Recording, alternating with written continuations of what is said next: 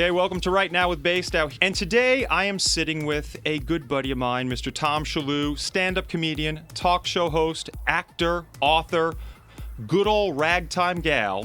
I like big butts and I cannot lie. You other brothers can't deny. When a girl walks in with an itty-bitty waist and a round thing in your face, you get sprung.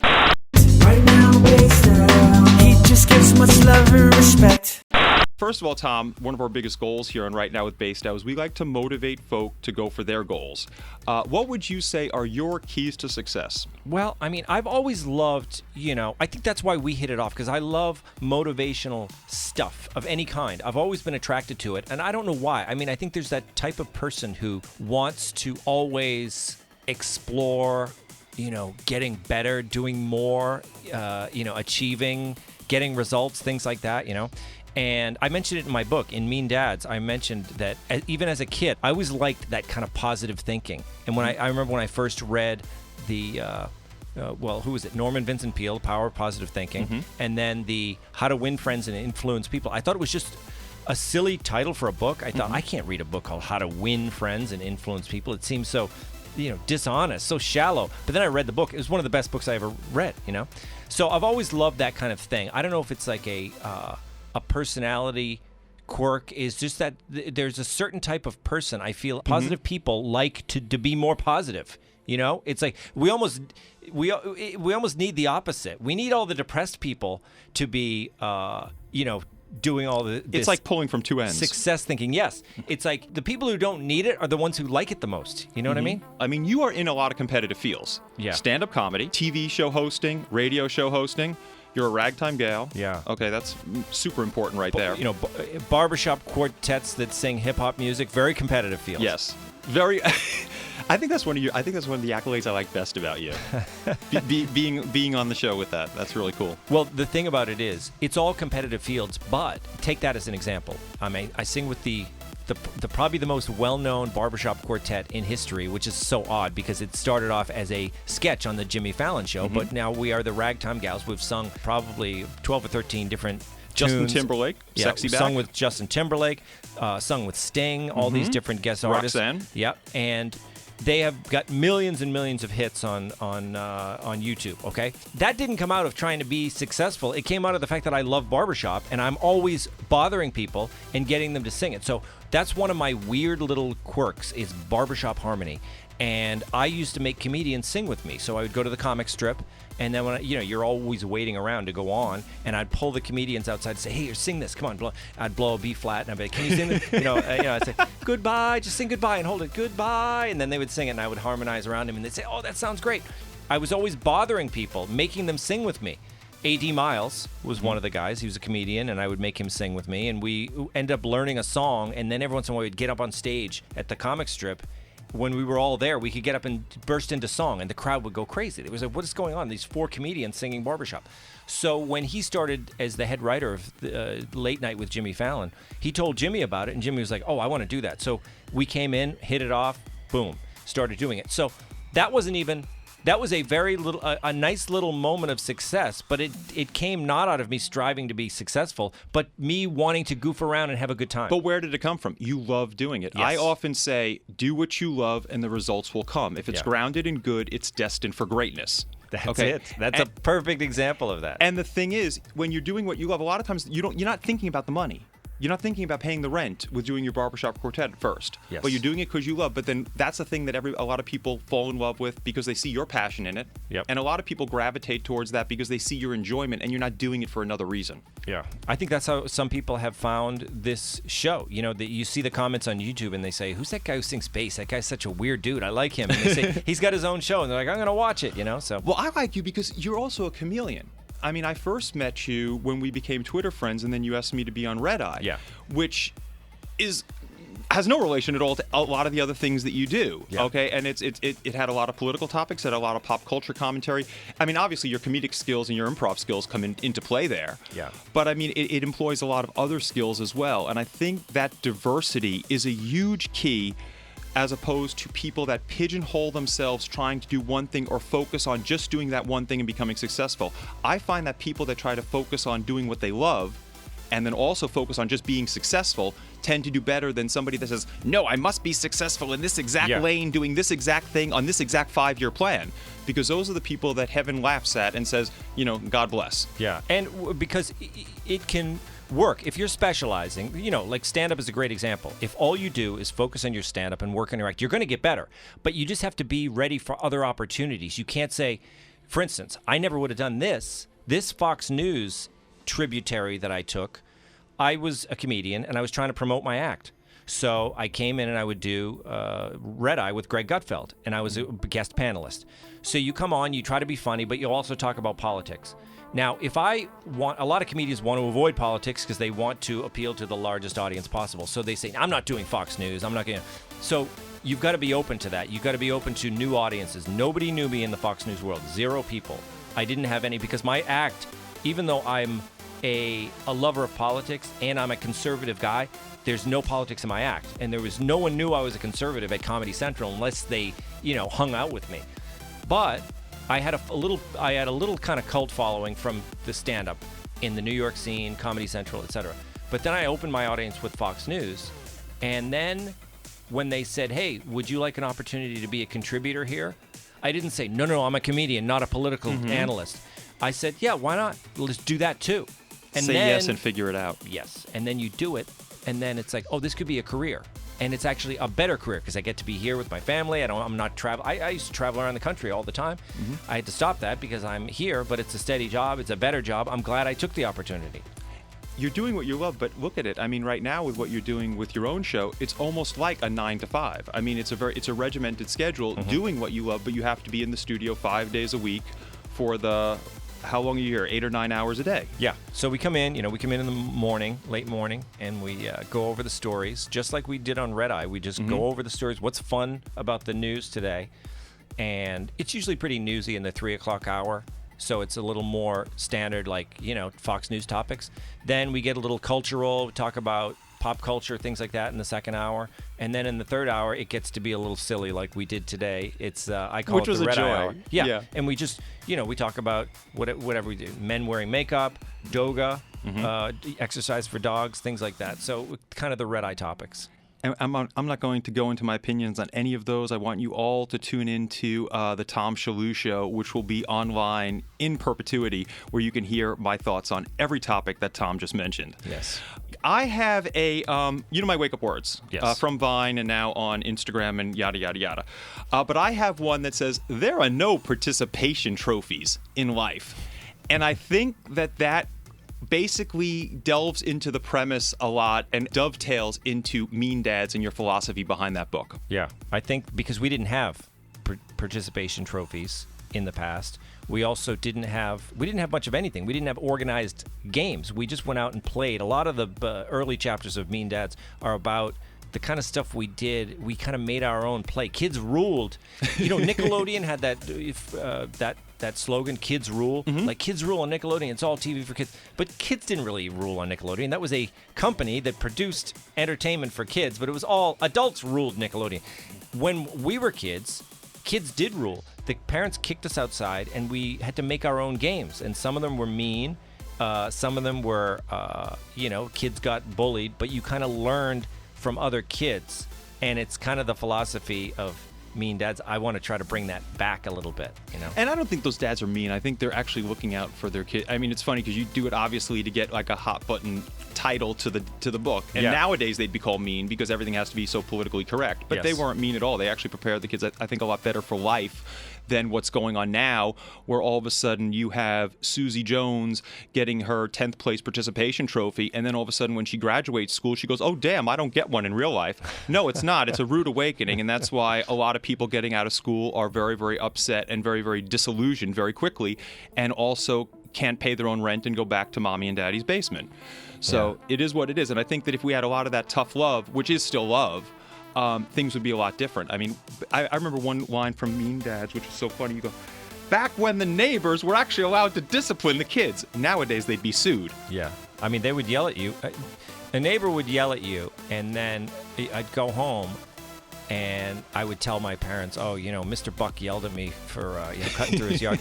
And then, or Mr. Buck yelled at me, and then my mother would say, "Yeah, what did you do?" Like, she wouldn't say what's wrong with Mr. Buck or how dare him. Mm-hmm. She wanted to know, you must have done something wrong if Mr. Buck was yelling at you. Back in the day, my parents, like, God forbid you brought the police to your house for anything less than giving you like a cavalcade to like walk in the American Legion parade or something good. Yeah. But if the police ever knocked on your door for anything, you would never want them to leave. Because my parents, it never happened to me, thank God, except for good things because of them. But if the police were ever there, you would just want them to stay because my parents would defend, you to them vehemently. Yeah. But as soon as they left that house, there is nothing the police could have done to you that your parents couldn't have done 1,000-fold. Yeah. So, and that's why I think I walk the straight and narrow because of that. One thing I want to ask you, we talked about this on your show, I talk about it all the time on everything I do, is nowadays, I think everybody has always had to deal with negativity in their lives. You're always going to face haters. I don't care if you're Mother Teresa or somebody that is saving puppies across the world or, finding homes for all the homeless. There's always going to be somebody saying something nasty. Nowadays, it's magnified with social media and people that almost make their daily activities just writing nasty comments and negativity. How do you deal with haters, or how do you deal with naysayers and doubters? I don't engage them, and it's a kind of a conscious choice. Especially, that's where you're talking mostly. It's social media, but sometimes people email me, and if someone emails me with a real negative, or you stink, you're on Fox News, I can't stand you, I just throw it in the trash. I don't, Good. But if it's a fan who has a problem with one part of the show, or they say, I listened to your show and what you said today was dumb, what you said to the guy, oftentimes I'll email them back because it's a conversation. But mostly on social media, I don't answer them at all. Now, that someone like Gutfeld is more like he gets in fights with them, or like my friend Michael Malice, he loves getting in fights with people, and they're fun. Yes, he does. Yes, he's great. He's great at the social media. But for me, I don't do it. I because it happens all the time. Because people, you're going to be on Greg Gutfeld's show tonight. Tom Shillue and Greg Gutfeld. Some anti-Fox News person will just, send a message. You guys stink, or fake news, or whatever. I just don't answer it, and don't engage. And because I like social media, and in fact, my social media would be. It's not even political, really. I have a political show. I do my talking here, but I don't tweet about I might talk about the president for an hour, but I don't tweet, hey, guys, look what he said. I just I tweet out funny things because I like social media to be kind of fun. And it's like, to me, it's like a separate place, So I understand that. I love when Gutfeld gets in an argument and he crushes somebody, but I'm not much of a crusher, so I don't do any crushing. I think I love that. I love the idea of not engaging because what I often say to people is, I always take the hater or the negative person out of the equation. Yeah. Because anybody who's trying to spew negativity, I really don't give any credence to. Okay, so I take them out of the equation, and I always do what's best for me. So if it's some little troll who's just useless, I may ignore them because nothing makes negativity wither and die like being ignored. Yeah. It's like a plant being deprived of sunlight. This is the only type of attention these people are getting for being negative. And if you deprive them of that, what's worse than that? Doing your best to do something bad and not even making an impact. Yeah. Or if it's something that's in my best interest or could possibly benefit my followers, like if somebody's saying something particularly nasty about a certain person, or somebody saying something nasty that I can spin in a beneficial way that can then be used by a follower who may be facing the same type of negative person but not know how to deal with it. Yeah. I'll respond to that person, but I will not. I'm all for free speech. I'm all for. I think that's amazing, but I'm not giving. You can have the most amazing opinion, and I'm also gonna. God bless that you have the creativity, class, and charisma to figure out a platform to get that across, because it certainly ain't going to be mine. Exactly. So. Yeah, but you can't let it. How about this? We were just on the show with Marie Harf. She is a Democrat who worked for the Obama administration, and she's on Fox News. She does get a lot of negative stuff thrown her. She just deleted her Facebook account, and she said, "I don't need it." It's because in her case, if most of it was people, complaining to her, she thought, "I don't need it," so she just deleted, and she doesn't use it. And I'm like, that's great. That's the best way to deal with it. For Marie at this point in her life, she's got her platform on TV. She doesn't need to engage people on Twitter. So I think that's also great. I also think that I always say the prize never chases. So if you're trying to do something in this world, and I hear people saying you have to be on all these social media platforms. I remember when Snapchat came out, I said it's just too much. I can't be on all of them and devote a proper amount of time. Oh, you have to. As soon as somebody tells me you have to, I always shut down. Yeah. Completely, because I don't think that's the right way. And it always, in the back of my mind, I think the prize never chases. I think you have to basically stay true to yourself to attract those who'll stay true to you. So, like, for instance, if you like Instagram, like Marie was talking about earlier, if you like Instagram and you build a big Instagram following, well, if people want to like you, and if people do like you, they can all get Instagram for free. Yeah. You don't have to go to them. They can come to you, and you've already made it super easy. It's an app on their phone. So I would always caution people that are trying to listen to everyone giving them advice from all different corners. Take it from where it comes. If Oprah's sitting down to give me talk show advice, I'm going to be there with a pad and pen.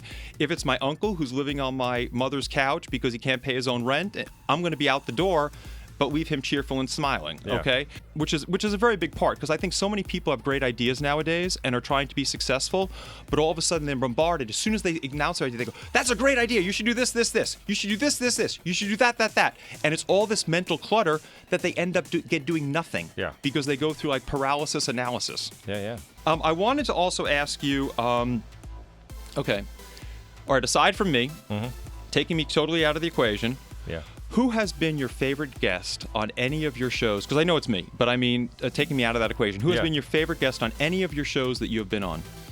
That you've hosted? Well, I would say probably Jim Gaffigan, because I toured with him, and he's such a great headliner. You've been with him forever. Yeah, I mean, doing different things. Yeah, we started in stand-up together, so and then toured the country, and then when I started here, getting him on Red Eye and doing the interviews with him, it was great because we have a good rapport. Dennis Prager, another guy, a hero of mine who was in talk radio, and I learned a lot from him listening to him as a talk radio guy. So when he can come in here, he's a great guest. I spent an hour with him yesterday, and he was fantastic. Okay. So those two guys. Prager is excellent.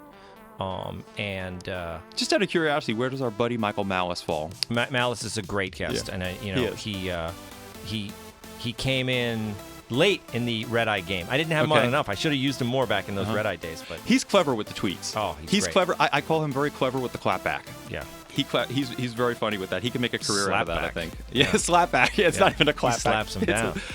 But it's so intelligent. I could just see him like thinking of the exact word choice to use because it's so creative, clever, with a little sprig of intellectuality to it. Yes. Which is a beautiful thing. All right. Right now, you're still doing stand-up. Yeah. Okay. You have this great gig over at Fox News, also on Sirius XM. Yep. Sirius XM. I see channel you 450. a bunch of times guesting on Gutfeld Show and also the 5. Yes, on the 5 and on I did Kennedy. Yes, you did. Kennedy Show on Fox tweeted Business. it out. She was off on. She had she had stuff to do, so she was off for the week. So I hosted her show 4 times. That was fantastic. So yeah, I'm still a Fox News contributor. So I do the 5. I've hosted Gutfeld Show, Kennedy, so a lot of good opportunities there. Okay, so what's next? I mean, I would like What's to grow... the end goal? What would you love to have right now? Well, I loved Red Eye in a way that was, I love that panel, so I feel that's why I brought the Red Eye energy to the radio show. It's, it's broadcast as video. So to take the Tom Shillue Show and, Fox has now the huge platform on TV. They're getting bigger than ever online. So to take the Tom Shillue radio show and make it multi-platform with the on all media, Your own empire. Yes, exactly. That's the Tom Shillue empire right there. There you go. Having your own base and then guesting on all the other little properties and all the other little nations there. Yeah. All right, last thing. We always like to end with this. It's a little something special. I sort of got known for my taglines. Yeah. And my little catchphrases and all that stuff. So I'd like you to give one now. Pretend you're on a reality show. They're announcing Tom Shillue. What would your tagline be? Jump in the cold water. There you go. That's your life. It just came to me because I was thinking, what do I like to do? I like the shock. I like to take the risk. You don't know what's That's there. a great success metaphor. Yeah, just do it. And I like cold. I like the cold water. I think it's good for you. Jump in the cold water.